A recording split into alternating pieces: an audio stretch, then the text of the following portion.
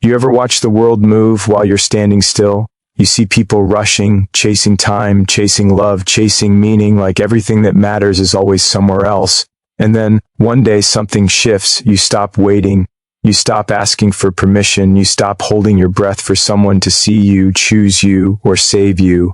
And suddenly, life starts coming to you. That's the power of a woman who no longer waits. She doesn't beg for her moment, she becomes it. There's something powerful that happens when a person stops waiting for someone else to tell them they're enough. It's like the whole world shifts a little.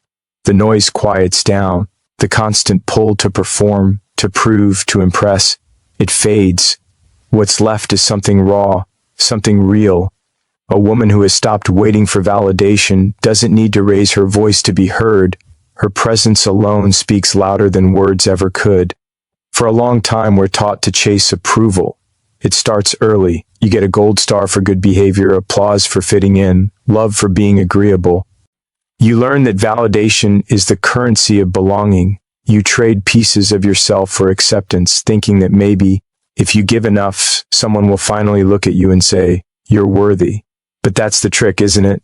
Because even when they say it, it never feels like enough. You chase the next compliment, the next nod, the next good job. It becomes a quiet addiction, the need to be seen, to be recognized. And then one day something inside breaks, or maybe it awakens. You realize that the person you've been waiting for, the one who will finally make you feel enough, has been with you the whole time. The mirror stops being your enemy. The silence stops being so heavy. You start to see yourself not as a collection of flaws or half-finished stories, but as a whole being, flawed, beautiful, unfinished, and yet entirely worthy. That moment is liberation. When you stop waiting for validation, you start living your truth. You stop filtering your voice through the expectations of others. You stop dimming your light because it makes someone else uncomfortable. You stop saying yes when your heart is screaming no. There's a strength that comes from choosing yourself, not out of arrogance, but out of self-respect. Think about someone like Oprah Winfrey. Early in her career, she was told she wasn't right for television, that her voice, her look, her style didn't fit the mold. She could have listened. She could have waited for someone to say, "Now you're ready." But she didn't. She created her own path, her own space, her own rhythm. The same voice they said was too emotional became the very thing that made millions of people feel seen. That's what happens when you stop waiting to be chosen. You choose yourself and the world eventually catches up. There's data behind this too. Studies show that people who rely less on external validation and focus more on intrinsic motivation, doing things because they feel right, not because they'll earn approval, report higher levels of happiness, confidence, and resilience. It's not magic, it's alignment. When your actions match your truth, peace becomes your natural state. But it's not easy. Letting go of validation feels like stepping into a dark room without a flashlight. You don't know who you'll be without that constant feedback loop. You might lose people. You might disappoint others. You might even disappoint the version of yourself that spent years trying to be perfect. But you'll gain something bigger, yourself. There's a story I once heard about a woman who had spent years trying to make everyone happy. She said yes to every request, smiled through exhaustion, and apologized for things that weren't her fault. One day she was standing in her kitchen feeling like a ghost in her own life. Her daughter walked in and said, "Mom, why do you always say sorry when you haven't done anything wrong?" It stopped her cold. That small question cracked something open. She realized she had built her life around being accepted, not around being authentic. That night she wrote in her journal, "I'm done waiting for permission to be myself."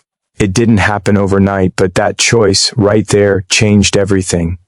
You see, when you stop waiting for validation, you don't become cold or detached. You just become free. You start creating instead of comparing. You begin to move with purpose instead of fear. You start trusting your own intuition, your own voice. And when you do, something beautiful happens. The world begins to respond to that energy, not because you're louder, but because you're real. People can feel that. They can sense when someone is standing in their truth. There's a quiet power in authenticity. It doesn't need applause. It doesn't seek attention. It simply is. When you live your truth, you give others permission to do the same. You become a mirror for courage. Maybe that's the real gift of self-validation. It doesn't just change your life, it ripples outward. And the truth is, we all crave authenticity. We're drawn to people who are unapologetically themselves. Look around. The artists, leaders, creators who move us the most aren't perfect. They're honest. They're vulnerable. They're real. They've stopped performing and started living. That's what makes them magnetic. So, what does living your truth look like in everyday life? It's the woman who finally says no to a relationship that only takes. It's the woman who applies for the job she's been told she's not qualified for. It's the mother who admits she's tired and takes a day for herself without guilt. It's the creator who shares her work, even when she's terrified of judgment. Every act of self-trust is an act of rebellion against a world that profits from your doubt.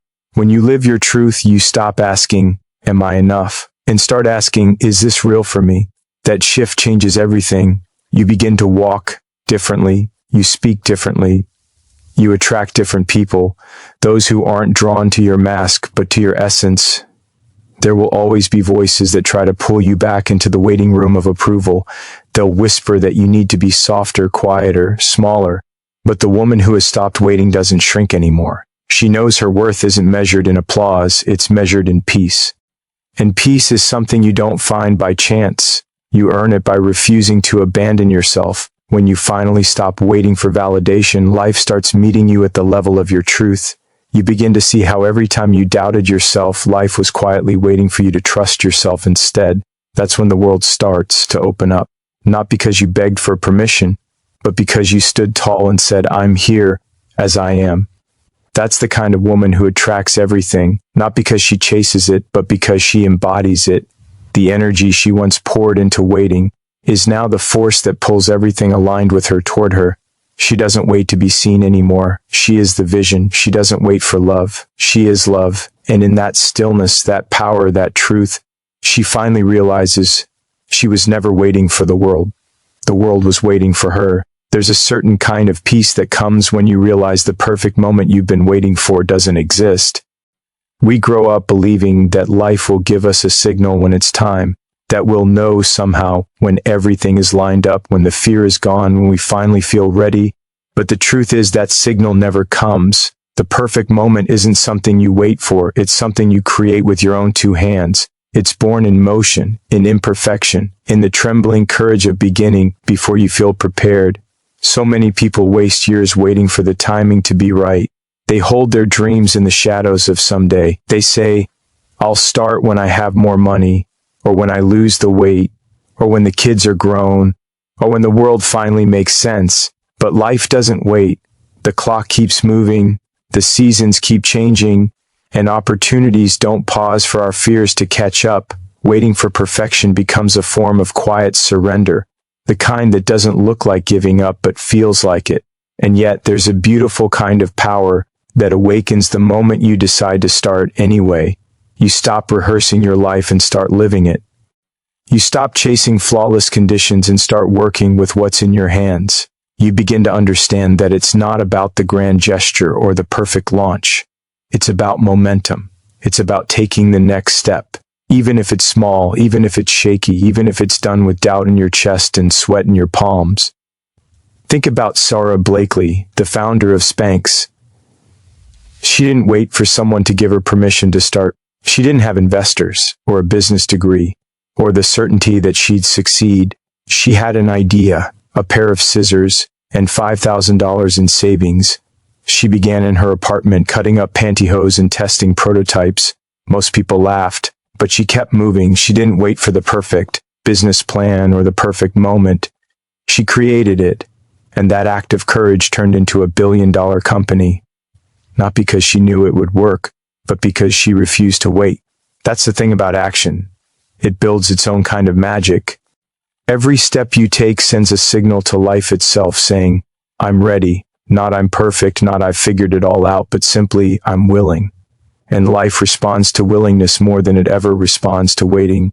There's a study that says people who act on their goals even when they don't feel fully ready are significantly more likely to achieve them. It's not because they have more talent or resources, it's because they've learned that clarity comes through action, not before it. You can't think your way into certainty, you move your way there. The path reveals itself one imperfect step at a time.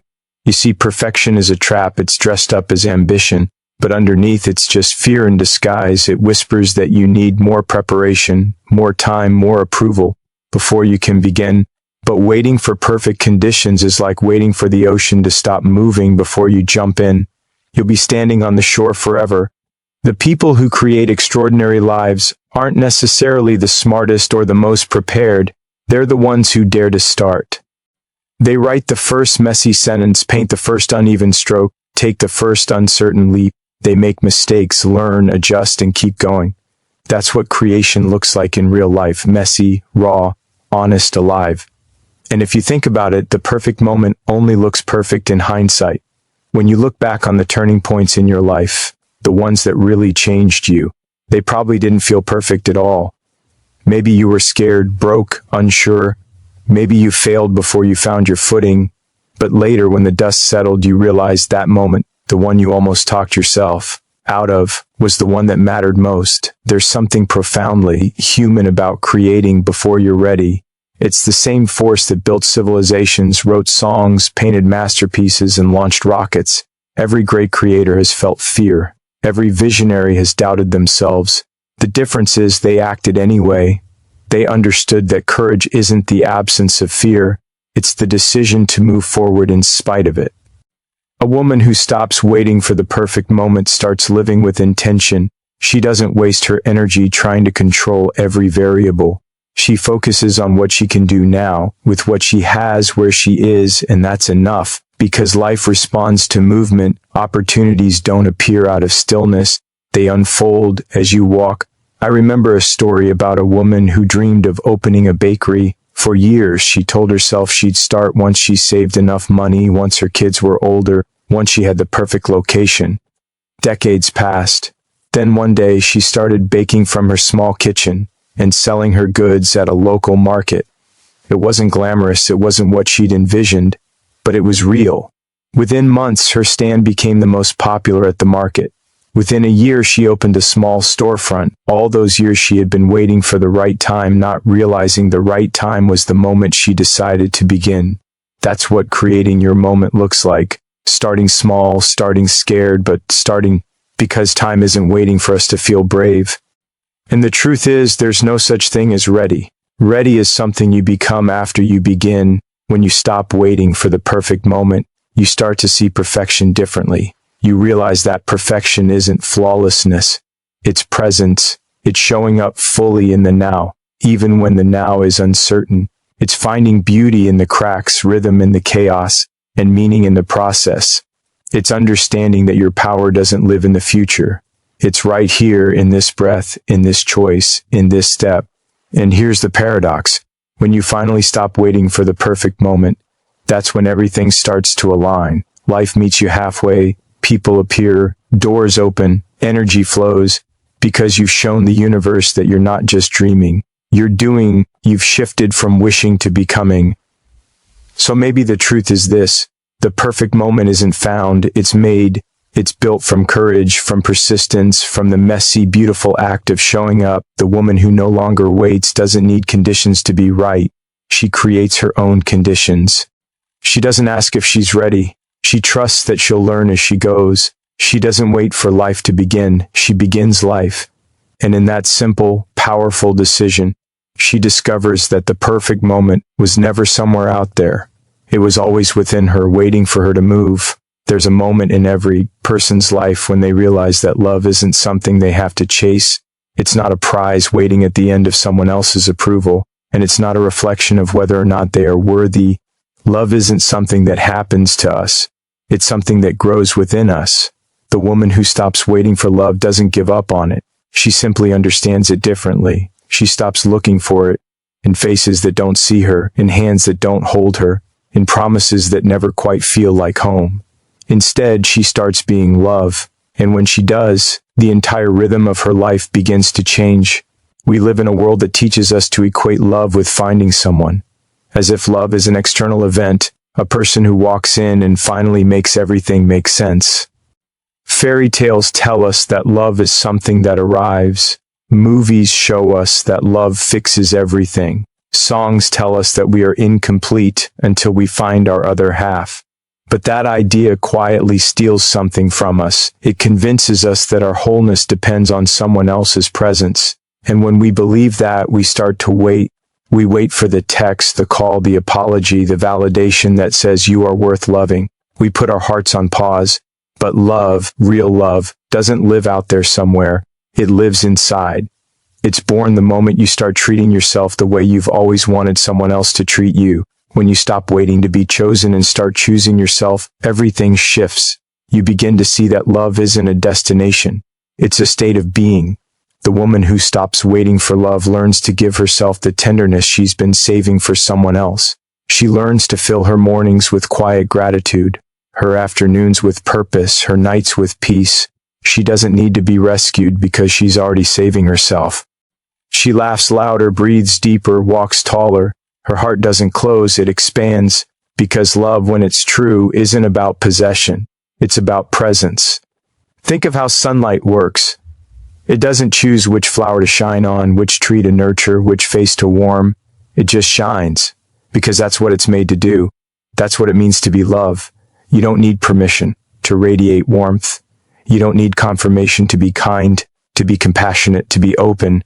You just start shining and everything around you begins to bloom. There's a story about a woman who had her heart broken over and over. She tried to fix herself by falling for new people, hoping that maybe this time love would last, but it didn't. One day, after yet another goodbye, she stopped, not in anger, not in bitterness, just in stillness. She sat down in her living room, surrounded by the silence of her own company, and realized she didn't even know what her own love felt like. Not love for someone else, but love for herself. She started small, buying herself flowers, cooking her favorite meals, taking herself on walks without her phone. It wasn't about self-indulgence, it was about self-connection. Within a few months, she felt lighter. She said one day, "I don't know if I'm ready for love again, but for the first time in my life, I feel loved, and it's coming from me." That's the moment everything began to change. When you become love, you stop trying to fill empty spaces with people who don't know how to stay. You stop accepting half effort and calling it romance. You stop mistaking attention for affection.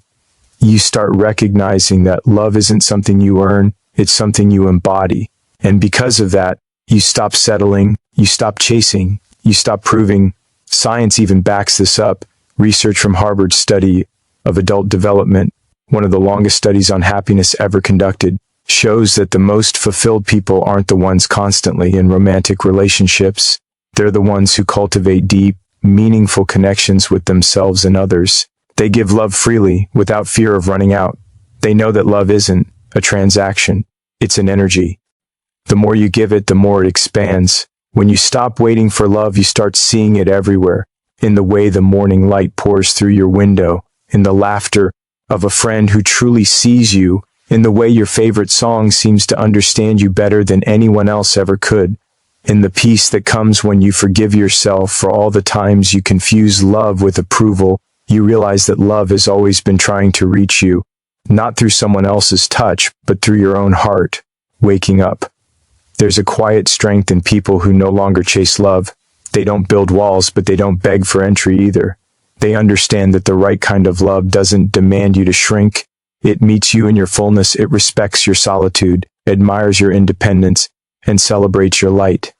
And the beautiful irony is, when you stop waiting for love, that's when the right kind of love finds you.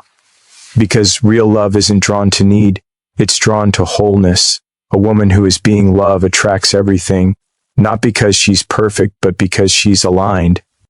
She doesn't radiate desperation, she radiates peace. She doesn't cling, she flows. She doesn't confuse loneliness with emptiness.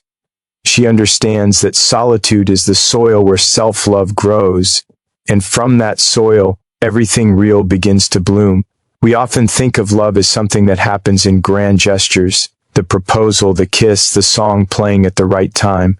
But the truest form of love is found in the smallest moments, in patience, in presence, in understanding.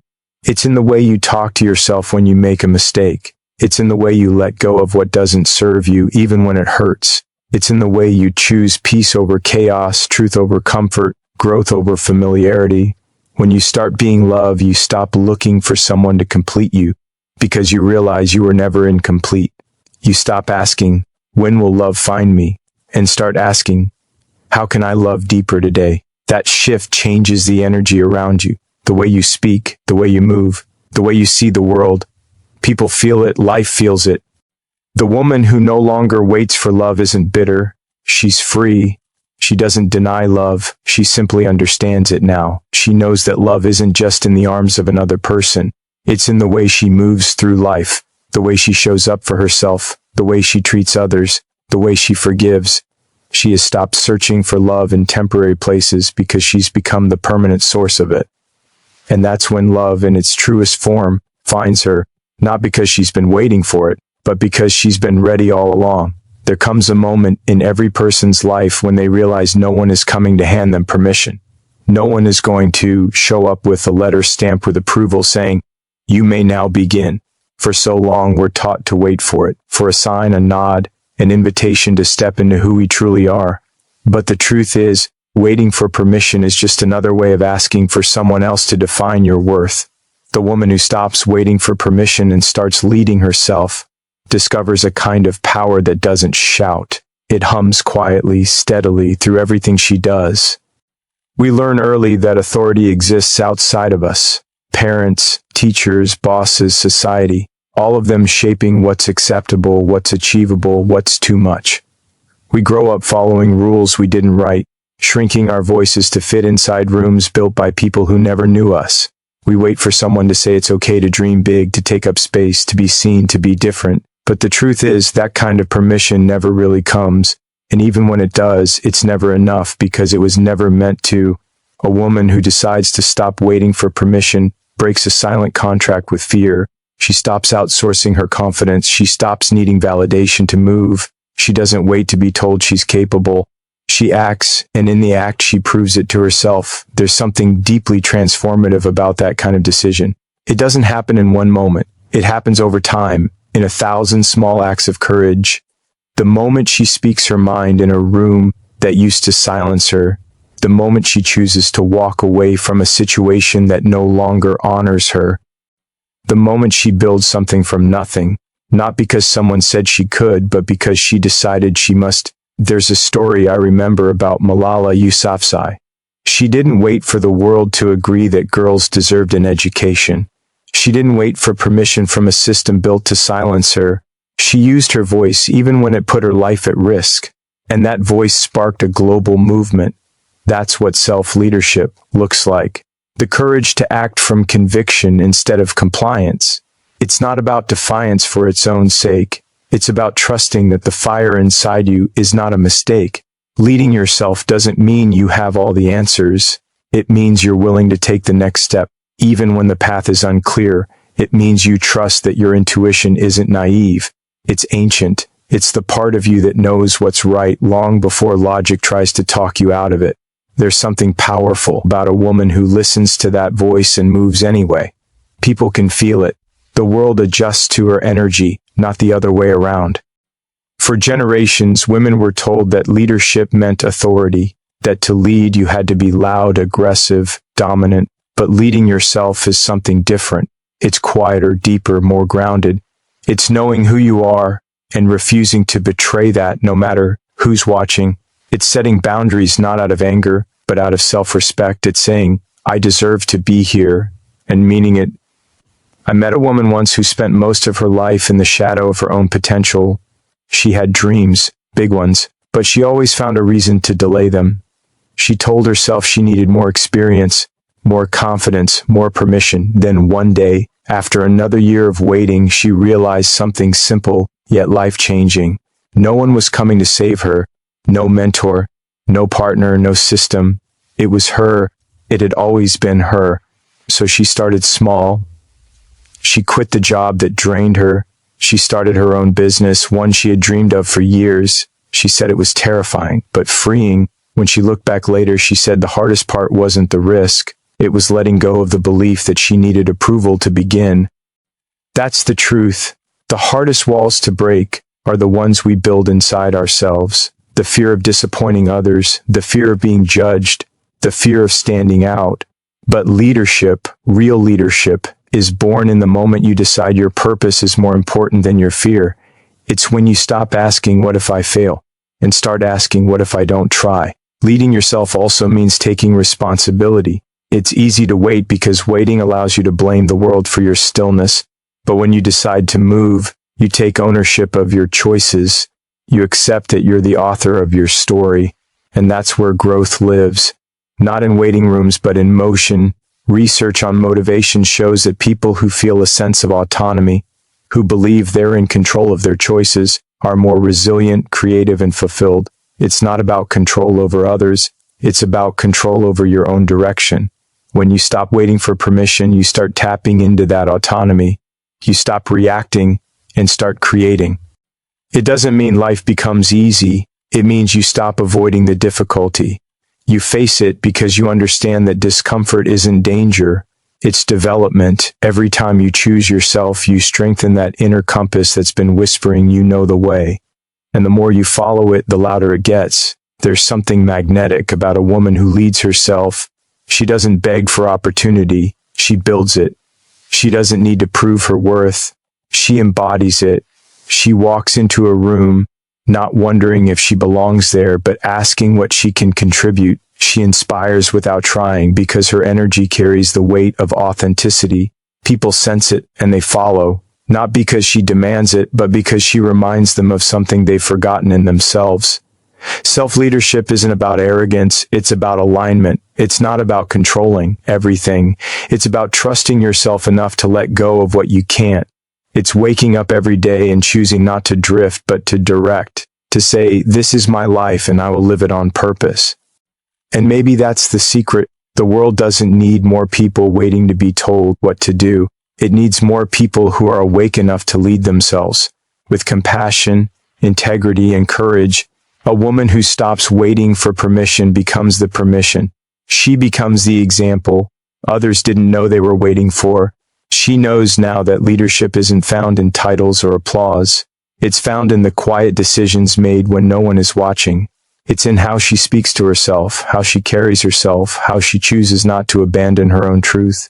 That's the kind of leadership that changes lives, not through power, but through presence. When a woman leads herself, she begins to live life on her own terms. She doesn't chase the approval of the world because she's already made peace with her own reflection. She trusts that even when she makes mistakes, she'll find her way forward. She understands that leading herself isn't about never falling, it's about never staying down.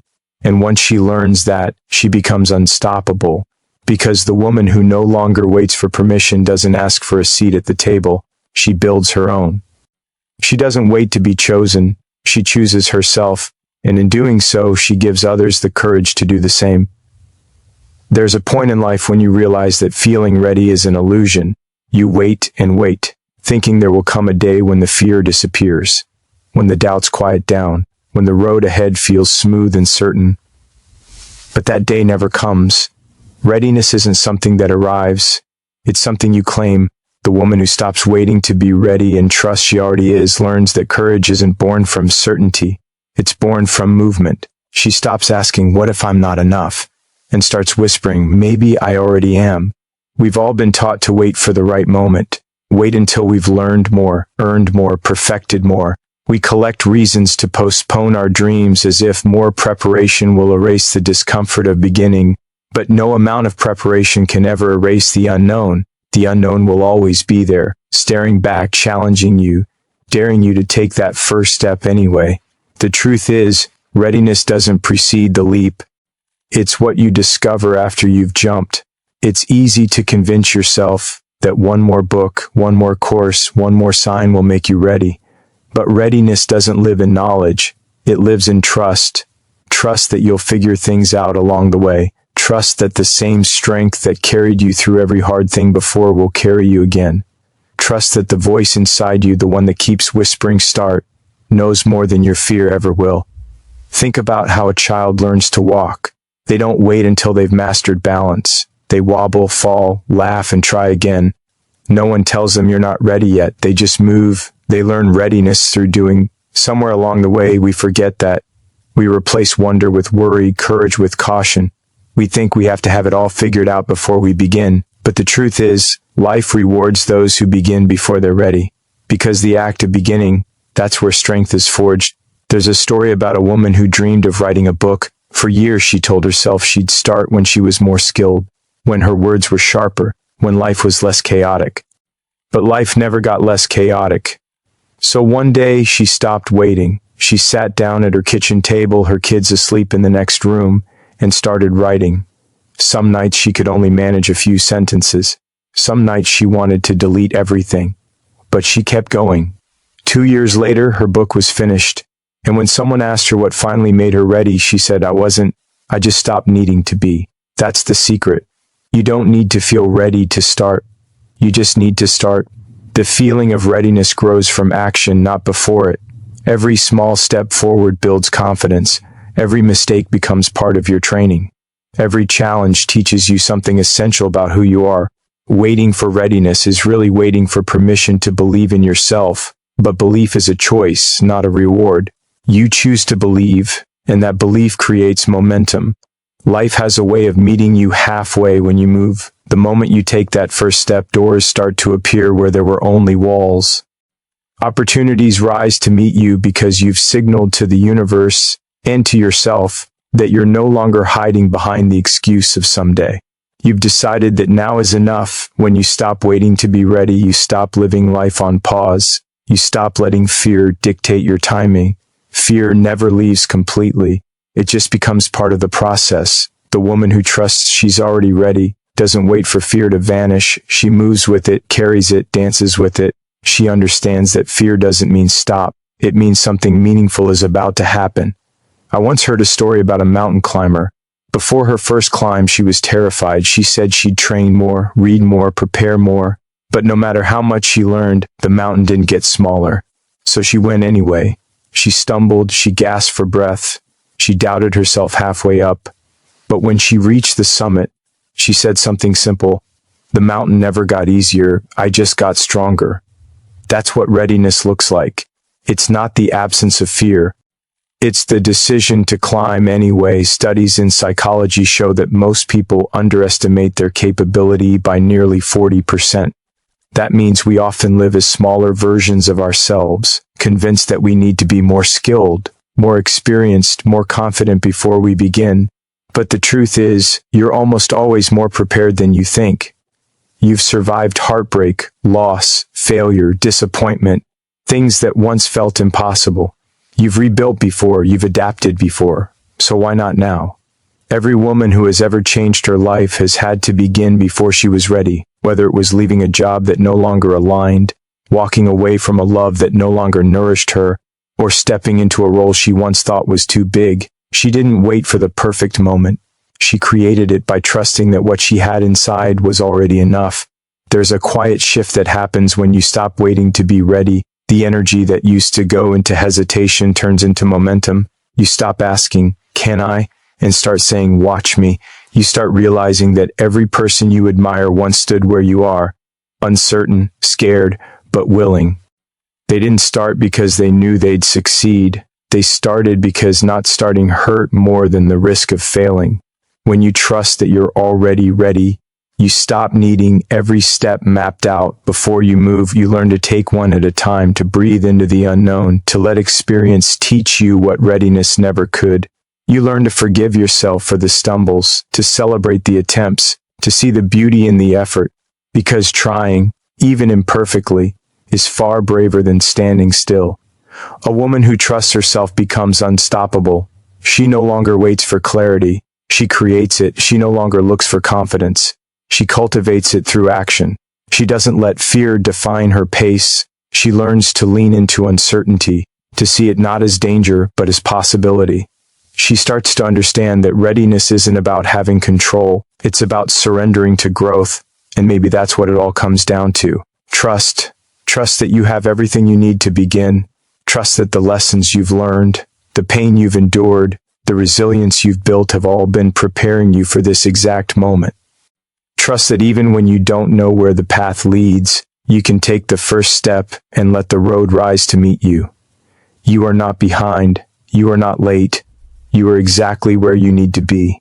The woman who stops waiting to be ready steps out of her own shadow and into her own light. She no longer asks if she's prepared to live. She simply starts living because she understands now that readiness isn't something you wait for.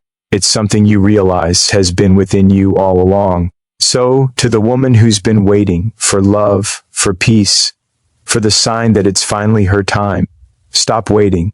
You already have everything you need to begin, because the moment you stop waiting, the universe starts moving, doors open, people appear, energy flows. The woman who no longer waits doesn't chase. She attracts, not because she's lucky, but because she's aligned. She's not waiting for life to happen. She is life happening.